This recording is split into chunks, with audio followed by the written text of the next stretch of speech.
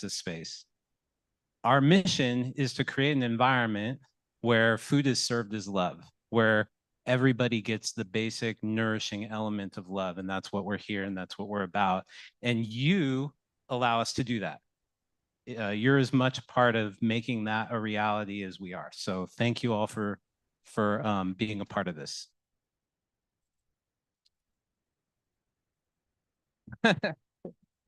It's so good. I've just been so grateful and blessed to get to know all you and be here for the last 8-9 months. Tonight's a very, very special night in that we have a Tibetan Buddhist teacher here, my teacher, Chongwol-La, who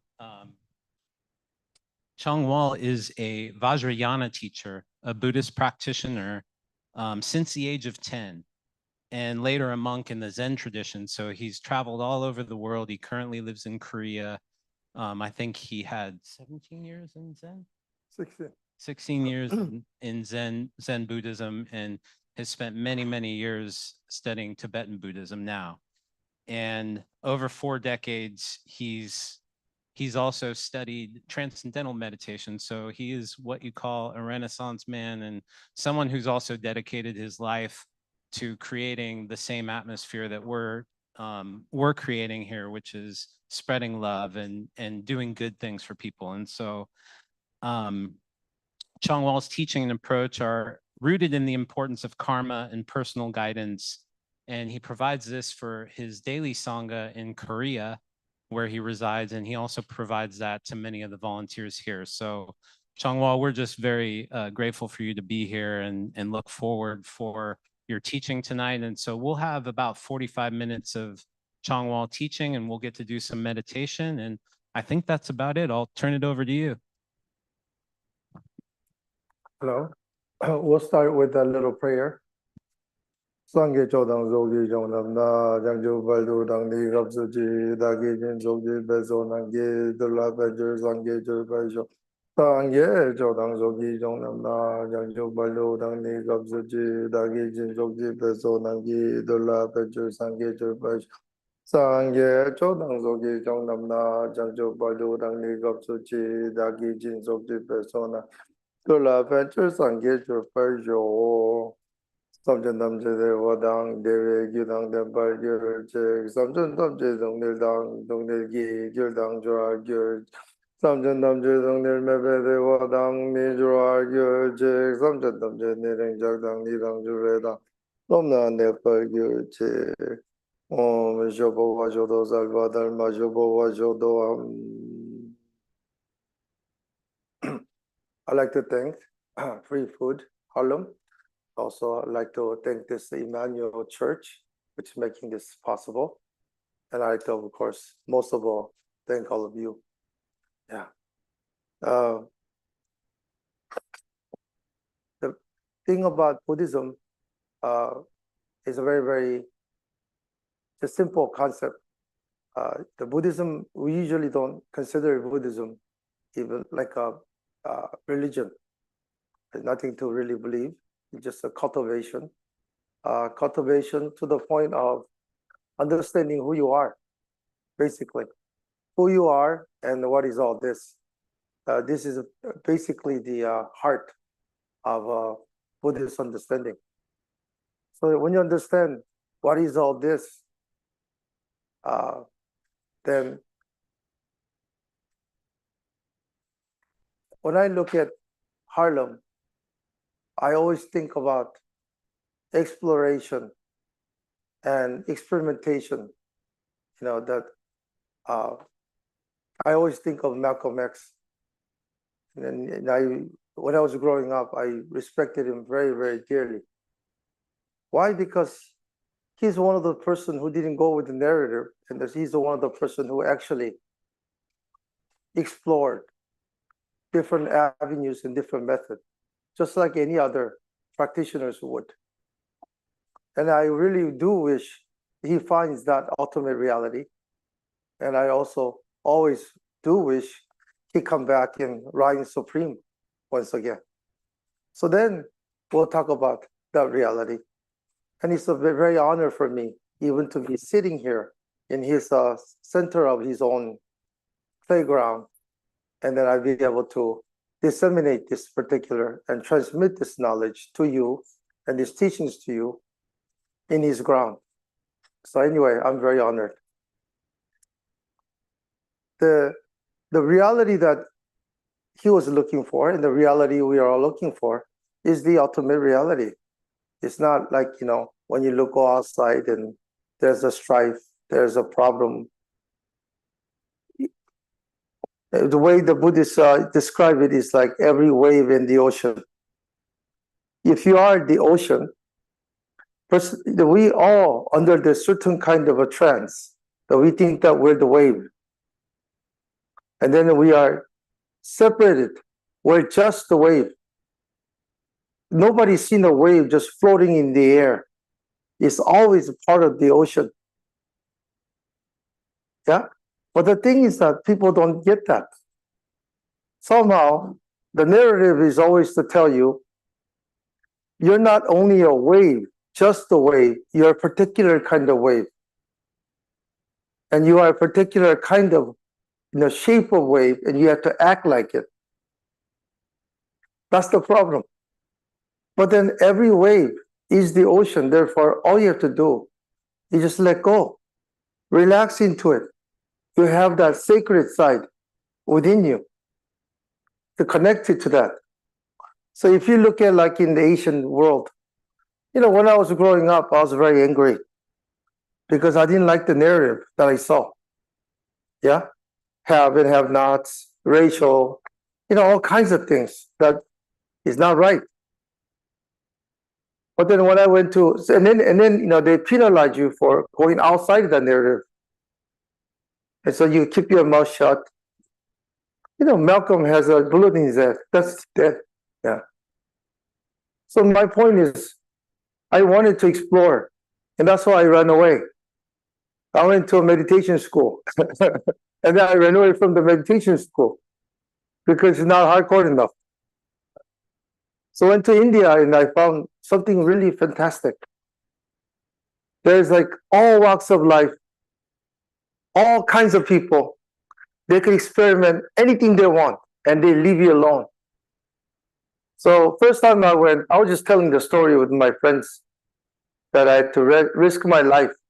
But still, it's okay. I'd rather die like that, happy than, you know, being completely like, you know, shackled into some narrative that I do not want to live. Yeah? So and also young and foolish also. You know, like drink the water in India. Yeah, good luck. Good luck. Like diarrhea for 10 days and stuff like that. Yeah, yeah. But anyway, once you get to that level of life, yeah, then that's the freedom. Why? Because think about this.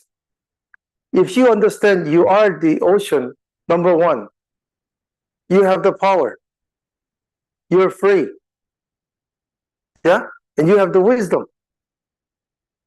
The kind of wisdom in Buddhism, we call it the Buddha.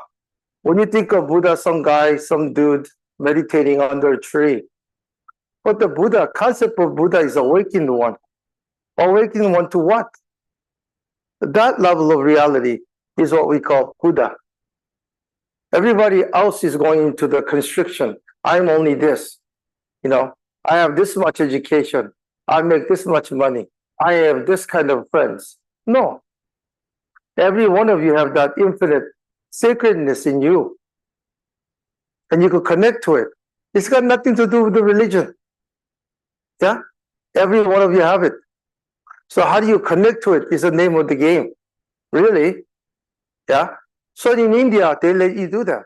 Connect it any which way you like. Yeah? You could do it that way, you could do it this way. It doesn't really matter. Yeah? And that's why I'm still a lover of India. And that's why I went to the school. And then again, the school is run by the bunch of lunatics, in my opinion. Not the real teacher talking. So then again, they limit things. So then again, I run away to India. That's the idea.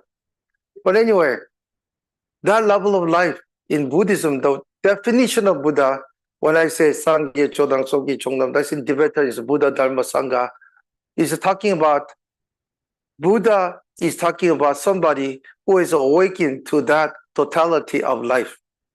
Understand that they're no longer a wave, but they are the total ocean. Yeah, that's what we call Buddha.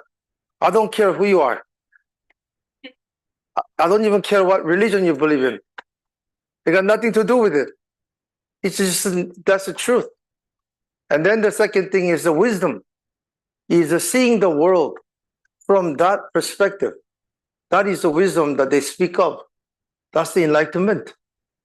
So that this goes like this. If you are the totality, would you shun anybody? Come on, like, your foot. You just got a little glass on your foot. It's bleeding. Yeah, you got a thorn. Is your hand going to say, oh, let's think about it. I have a lot of compassion. I'll take out the thorn for you. You're hungry, so you have to go to the kitchen, but your leg is saying, I maybe have enough compassion that I'm going to take you to the kitchen. It doesn't work like that. What do you mean? Respect other people. What do you mean? Tolerate. What do you mean? This is your own. This is your body. This is you.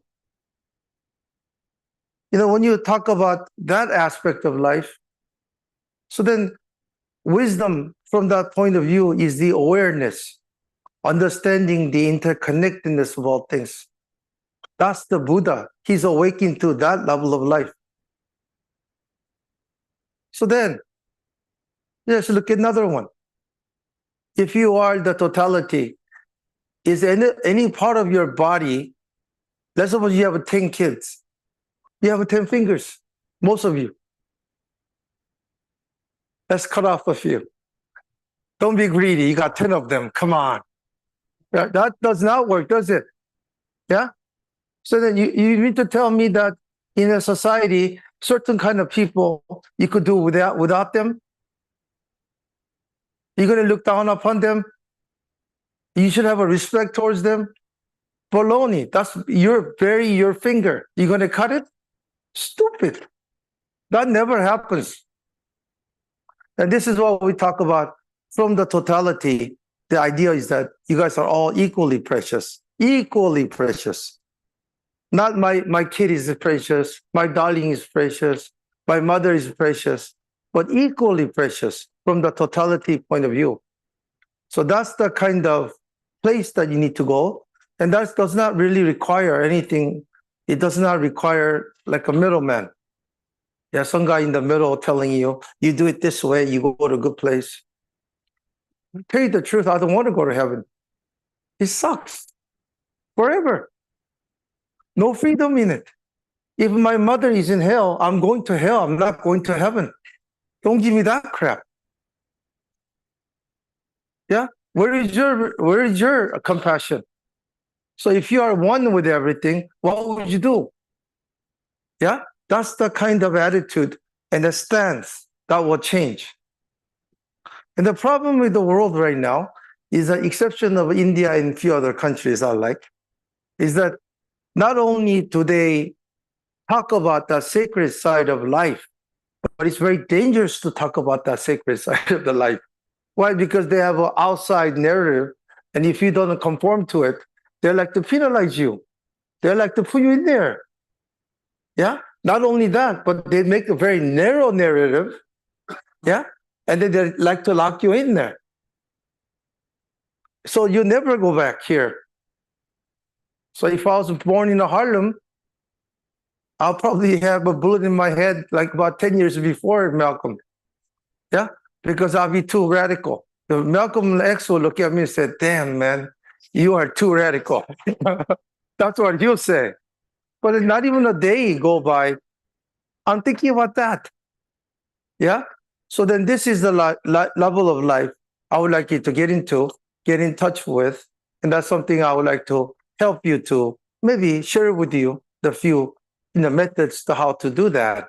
Yeah? It's not really dependent on male, female, your educational level, your religion. It don't matter.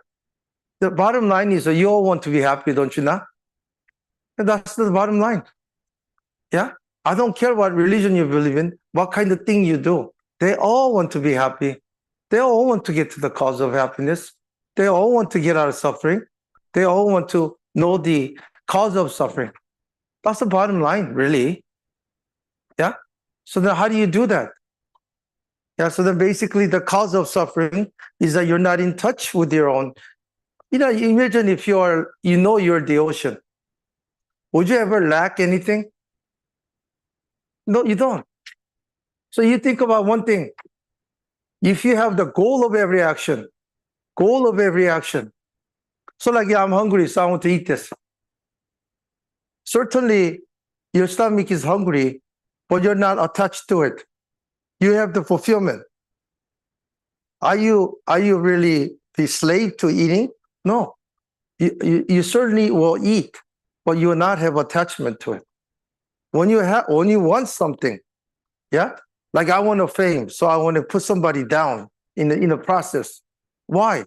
I already got the goal of a fame, which is contentment. And then why would you want to cut somebody down? This is the kind of life that you should be getting at. And this is where Harlem will become Pure Land. And this is the kind of life they were thinking about. And then for the African descendants, I must tell you, because when I did the fire puja, there's, you know what Christopher Columbus says in his journal? The first time he comes into Florida, I was just there. You know what he says? In Latin, they talk about negro. They talk about blacks are swimming in the water already. Don't tell me that you guys came later. You guys are already here too. Yeah. And then if you look at Iroquois Indians, they all, you know what they say? They looked at it and said that they came from Iraq. They're already here. Yeah. Cherokee Indians, they had their own alphabet. They sued the U.S. government. And then, Andrew Jackson, the thug, throw them out. They were already here. They had their own sophistication, their own alphabet, everything. So America was like that, in a kind of a harmonious, sort of like a place where all races and all the people were already mingling. In California, they found the whole village full of some artifacts from 1,000 years ago, like Asia, like in China or that area. There are, potteries and things like that. Why? Because in this place was inhibited by a lot of all of you already, many, many tribes and things like that, or the League of Nations were already here. So that's the kind of life in America we need to revive. Maybe that's the dream that every one of them had. So I was just, focusing on the tragic part of it. But the more and more I do the ceremony and things like this, I get to realize that there was already a brilliant, harmonious culture. And that kind of culture is always based upon, this level of life. That everybody is the ocean. Therefore, everybody's a part of each other. So therefore, everybody is equally precious. Okay? So then today, I would like you to teach you the certain kind of technique to, first of all, get there, and to remain there, and then hopefully sooner or later. And that is according to Buddhism, that is the cause of your suffering, not only your suffering, but cause of your suffering. Not being able to see that level of reality, and it doesn't really take anything. Everybody has it. To quote the Bhagavad Gita, I'm a Buddhist, but I also quote the Bhagavad Gita. It's one of the Uttara Mimamsa, which is basically the Vedanta aspect of Hindu, or you could call it Indian tradition. They talk about, at the end of the day, Arjuna and Krishna, and that Krishna is the God of all God, and then Arjuna is a archer, and he need to get into a war, and then he was kind of hesitant because his brother, he's teacher, everybody's on the other side, and he had to kill them all. So then you talk to God about what the hell am I supposed to do, kind of thing. And about an hour and a half, sort of like a psychotherapy, and then he finally gets it. At the end of the day, you know what he says? This is always in Buddhist text. It says, Smritir Labdaha. That means I have regained my memory. Yeah, after all the great teacher, he could say, thank you, teacher. Because of you, I'm enlightened. No, he said, I have regained my memory. The regained memory of what? That you're the ocean. Yeah, then you don't have a problem anymore. And this is the name of the game. Okay, you could take it from the Indians. Well, Buddha was Indian too. Yeah, technically. Yeah, so then the ideal is that this is the thing that they're looking for. All those people looking for truth. This is what it is. And it doesn't really take something outside of you too much. You are the ocean. So then if you're the wave, you just relax into the ocean, you are already the ocean. So the method is not like, I'm an idiot. I have all this kind of sort of like sin and things like this, and someday I'll become somebody better. No way. You are already the gold. You are already the totality. You are already perfect. All you have to do is realize that. Relax into that. That's the method that we propose. And again, in Buddhism, there's no one method, because every single connection, every person here is a different karmic connection. Everybody have a different background. Everybody have a different understanding. Yeah, that understanding could be different religion. I don't care. Yeah. But the thing is that everybody will be different. Yeah. So giving you some basic. So again, after this and say, Chongwol-La said that this is the only way to become. No way, Jose. Yeah. Buddha himself had 84,000 teachings, 84,000 techniques. Why? Because everybody's different. Yeah. Just right before he get into parinirvana, death, yeah, the body dissolved, and then he taught just right before. And he says, "No, I need to drop my body." And then the guy comes, okay, he's a karmic connection. I'll give him the teaching, and he goes and goes into the nirvana. Okay, why? Just want you to understand that it's not trying to be respectful towards others. They are you. So that you are really looking at them in the most cherishing way.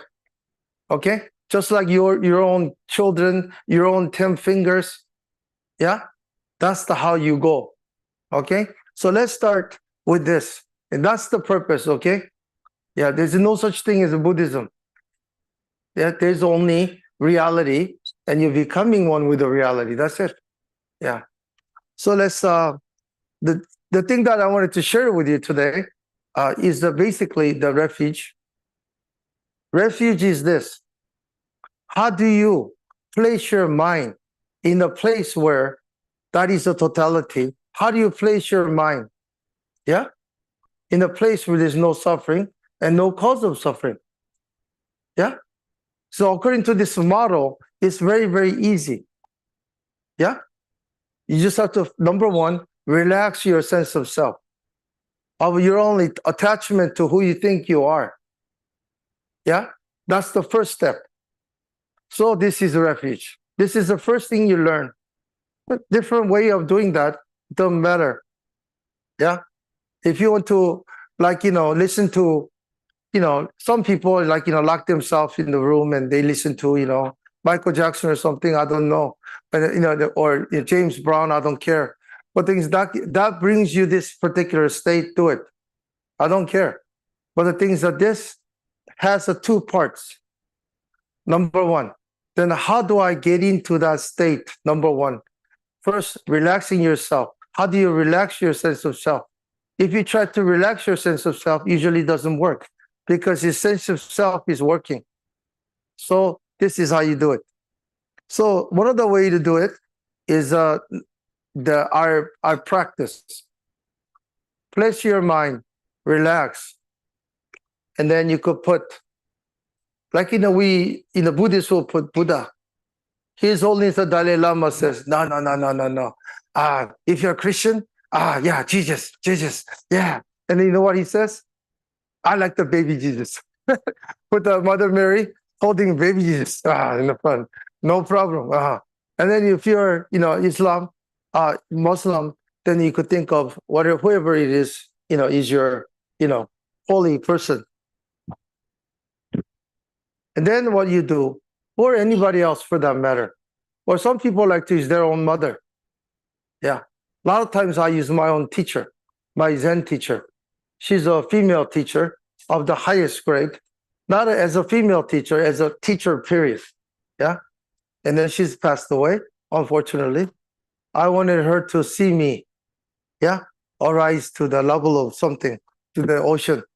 But then, I couldn't show her that. So anyway, it's my failing to her. But anyway, then imagine from the light. So when you do this, you have to think about three things. You have to contemplate three things, okay? Number one, life is suffering. Yeah?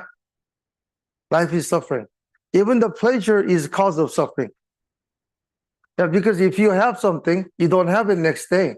Like your dog. My dog died when I was really young.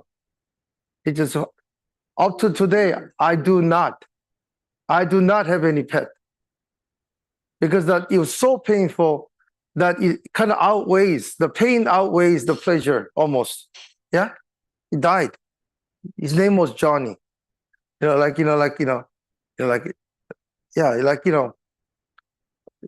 Wayne, like Johnny, like that was the name.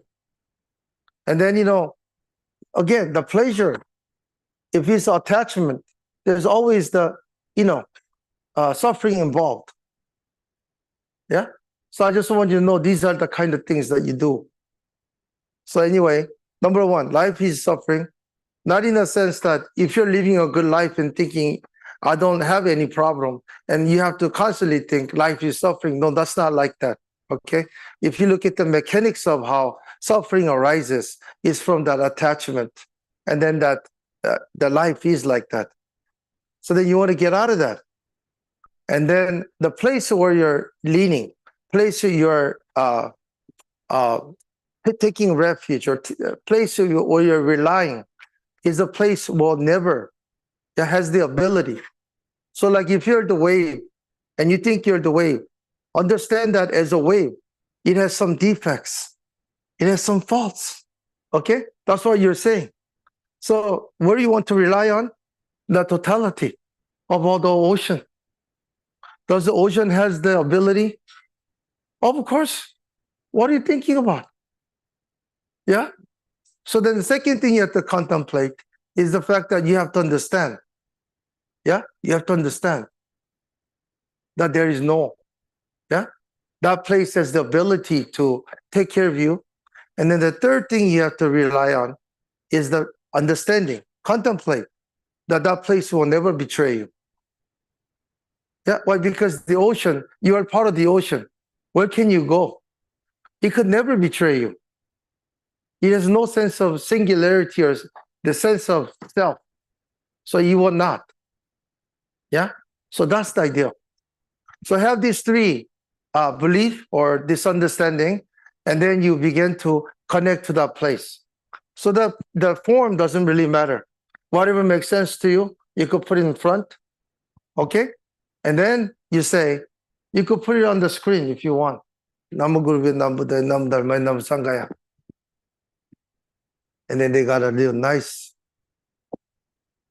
As you say the words, I'd like you to place your mind at the image in front. Okay? Just place your mind in the image in front. So you don't hold on to your sense of self. Okay? In front. Okay? So Matthew, are you going to put it up on the board? Yeah.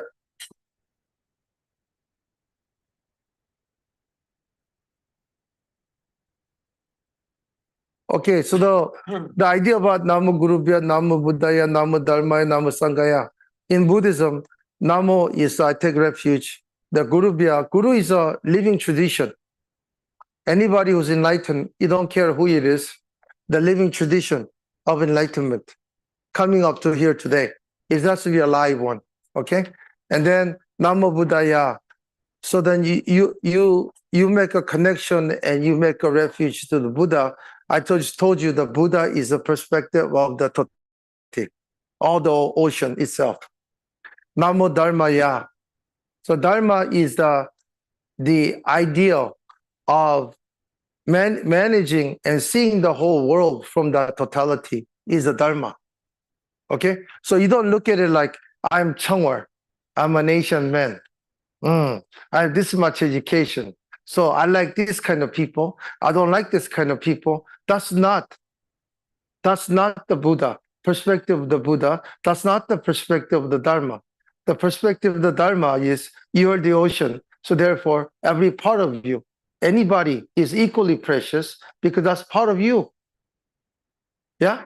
You don't look at it and say, oh, that one look, like this. That one look like that. It's not like that. It's from the totality.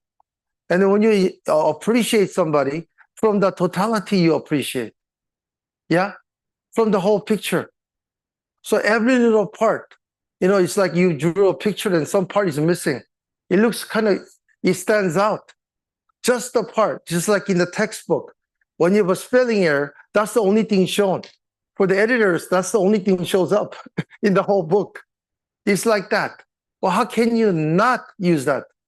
And then also, if you want to appreciate somebody, you should appreciate it from a non-secular and a non-fixed view. Then you could see it from all angles of their beauty and appreciate that. So this is the ideal. That's Dharma, Namo Dharmaya. And Namo Sanghaya is that kind of enlightened presence in the world. That, like always there's a goodness in the world and there's a totality of all that total ocean. That kind of presence in the world is what we call Sangha. So you're relying on that. Yeah, Sangha. Yeah. So then let's do this. So then, you visualize and then you have the Buddha and then you're going to send out the light. You could have, Mother Mary with Jesus, baby Jesus, or whoever you want to put. And the light comes through you. As you say those words, place your mind there. And as the light fills your body, it's got to be complete, like, love. It's got to be complete compassion because it's the perspective from totality. Totality, like your own mother, does not shun you. Yeah, anything. Everything is accepted. You just go to her bosom and then she'll hug you. She'll accept you. And like that. So then you do this. And then the light comes, fills your body, goes through the whole universe. Through your pores of your body, goes everywhere. And then you bring that blessing to everywhere. Okay? And this is how you are going to slowly change your sense of self and how you view the world. Okay? And that is the cultivation that we're looking for. Okay? So let's do maybe 21 of this. As you say it, you understand, and then place your mind in a place where there's no suffering, no cause of suffering, and you're going to bring that light in, feel your body, and it's going to go. So you could count 21 here, like that. 2, 4, 6, 8, 10, 12, 14, 16, 18, 20, 21. Okay. Yeah. And then we're going to do this, okay? Visualize in front the image that you love. Okay. And by the way, this is Dalai Lama method. Yeah. So then we say the light comes through you, fills your body. It's a complete state of enlightenment. State of enlightenment is totality. It's filled with, universal love, compassion, and the wisdom. Om Namo Gurubhya Namo Buddhaya Namo Dharmaya Namo Sanghaya. Om Namo Gurubhya Namo Buddhaya Namo Dharmaya Namo Sanghaya. Om Namo Gurubhya Namo Buddhaya Namo Dharmaya Namo Sanghaya. Om Namo Gurubhya Namo Buddhaya Namo Dharmaya Namo Sanghaya. Om Namo Gurubhya Namo Buddhaya Namo Dharmaya Namo Sanghaya. Om Namo Gurubhya Namo Buddhaya Namo Dharmaya Namo Sanghaya. Om Namo Gurubhya Namo Buddhaya Namo Dharmaya Namo Sanghaya. Om Namo Gurubhya Namo Buddhaya Namo Dharmaya Namo Sanghaya.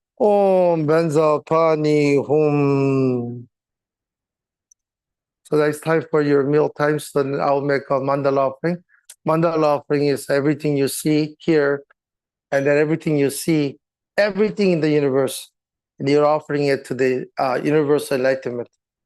Sa shi puki jukshin mek chuk trab lila ninshi ninde genpadi sange shingdu mikte poa yi trokun namda shilla chok paisho om yidang guru ratana mandala kam niriyatami. Everybody, until next time, please, if you have a time,